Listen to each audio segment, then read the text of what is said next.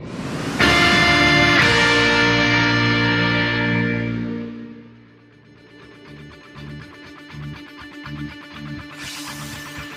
Flash, episode 11, and I believe this is the mid-season finale based on the break.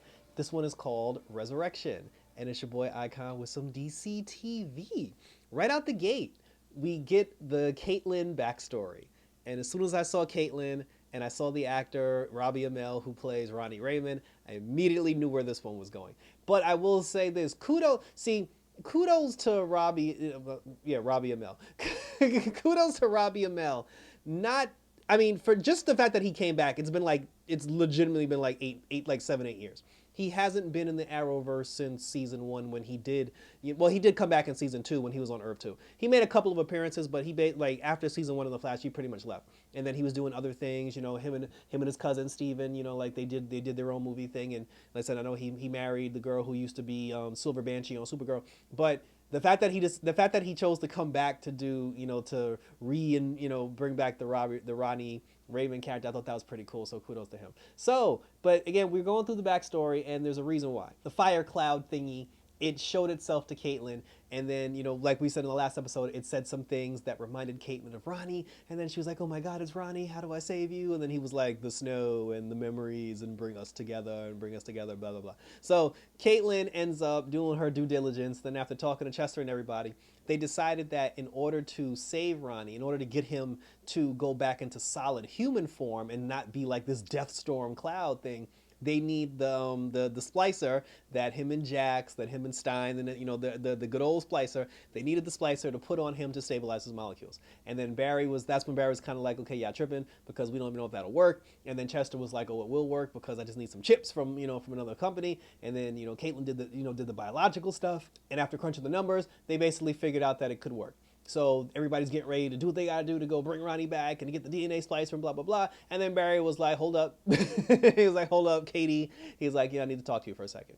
And he gave Katie like a very convincing argument, telling her that she needs to slow down a little bit because she doesn't want, because he said that the Death Storm cloud, he made Chester's dad appear. He went around killing people. There's like, let's not forget the fact that the Death Storm thing was actually murdering people.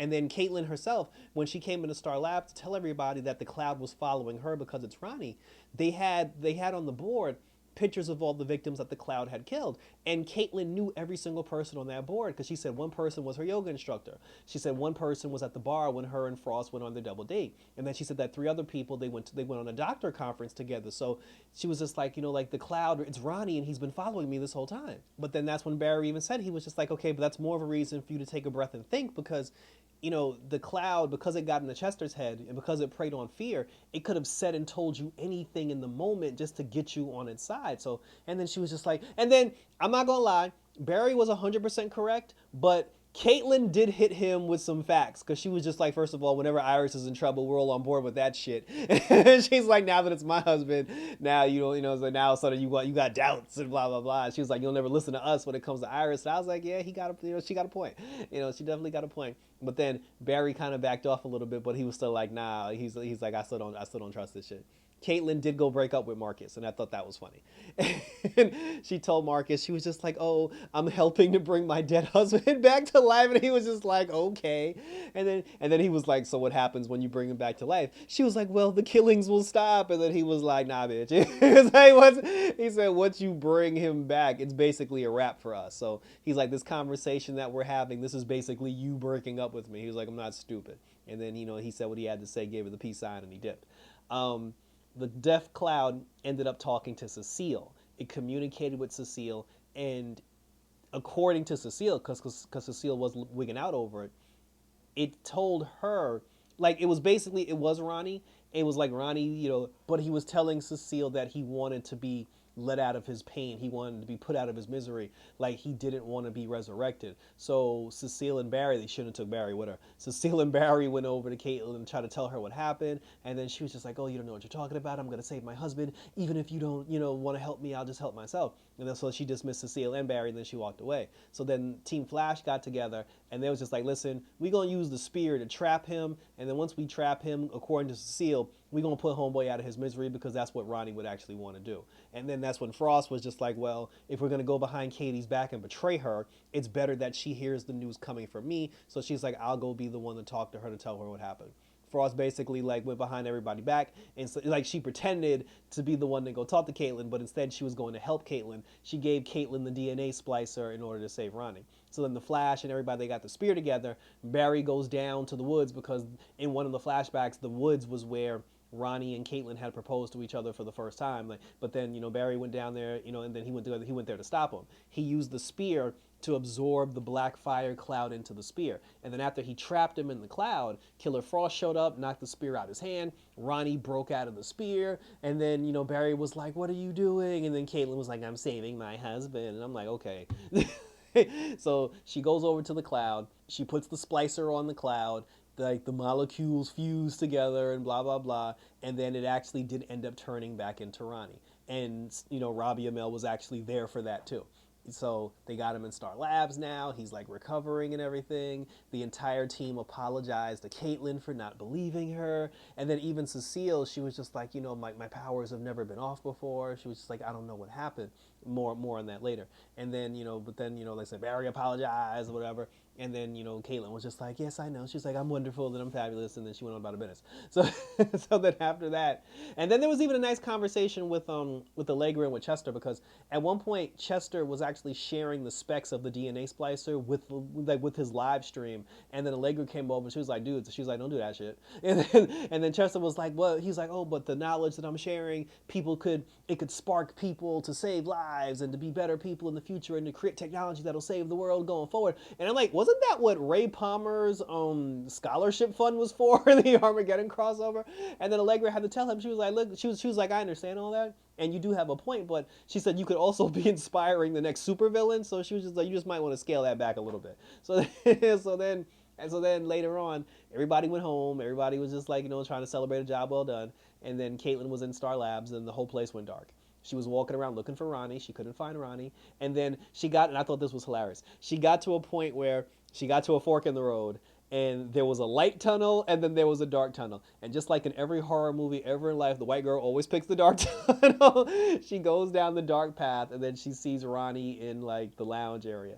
And then she talks to him, and then she's just like, oh, Ronnie. And then she hits him with the classic white girl, Ronnie, you're scaring me. And then he's like, because I'm not Ronnie, bitch. And he was like, I tricked you. Barry was right. He's like, I just needed you to give me the DNA splicer. And then when he pushed the button, he was like, because he said Ronnie died. Ronnie did sacrifice himself, but through his sacrifice, through his essence, because matter can't be destroyed, only redistributed. He was like, it gave life to me, and I'm not, Firestorm, I'm not Ronnie Raymond. And he pushes the button, he turns into whatever it is he is, and he was like, I'm Deathstorm. Blah. So this is interesting because he did say that Ronnie's sacrifice, the essence of Ronnie Raymond, did create him, because he did say that.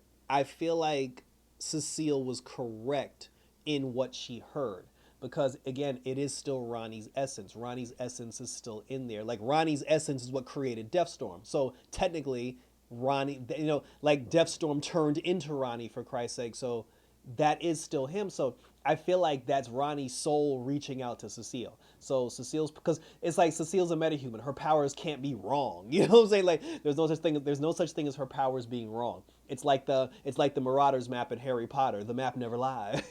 Cecile was talking to the actual Ronnie Raymond that lives within inside Deathstorm, and it's only going to be a matter of time before she reveals that, and then they got to take Deathstorm down. But it looks like Deathstorm is going to be the big bad of the season, which is pretty interesting, because how are we going to do this for? I mean, I don't know. I think Flash is going to get 20 episodes this season, so I don't know how this is going to turn out. But we finna like Central City's about to be on fire, y'all. So yeah, we'll see. But I thought that the animation of how Deathstorm looked, I thought that was very cool. And like I said, if we get Robbie Amell back, throughout the course of the season, I'll definitely be down for that as well, and to see where it goes. Regarding Iris, she was still wigging out because remember she had made the orphan girl mama disappear, and then the orphan girl was yelling at her. She was like, "What did you do to my mom? You attacked my mom." And I'm like, "It's like, she did not attack your mother." And then like Sue tried to tell her like, "Listen, she has a condition." And then the girl comes. She like to see like Sue tells the girl to leave the room. The girl comes back into the room, and because she can phase through walls. She fades through the walls. She fades through Sue, walks up to Iris, grabs Iris, uses her metahuman powers, and then Iris disappears. Sue couldn't call Barry because her phone had disappeared earlier in the episode. And I'm just like, if this girl can pass through walls, why does she now have the power to make things disappear?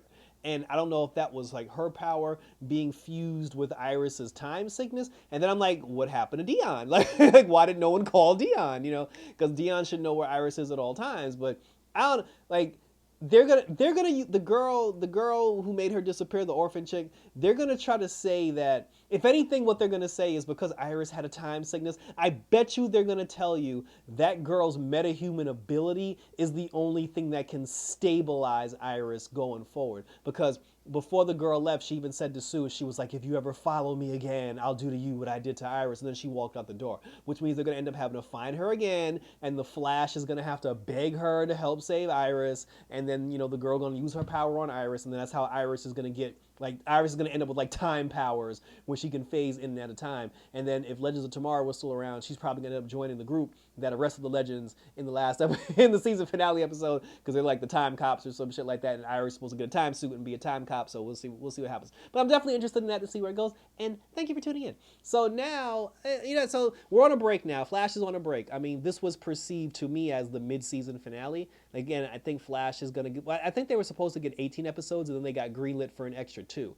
So we're going all the way to 20 this one. With this one, like, Flash comes back the same week that Superman, Lois, and Naomi come back. So we're getting all the DC stuff back together at the same time, and I am definitely down for it. So share your thoughts and questions, comments, and or concerns down below. Hit me up on Twitter. Hit me up on Instagram, where we can always talk about and exchange our ideas about all this DC superhero goodness until everything rolls around. Check out my channel, because Young Justice is on the channel, which is still going strong. And for you Marvel fans, we're still doing that Moon Knight with a K. So thanks for tuning in, guys. So to the next episode of The Flash. I'll see you on the 27th of April, and I'll be back in The Flash because I'm about this bitch.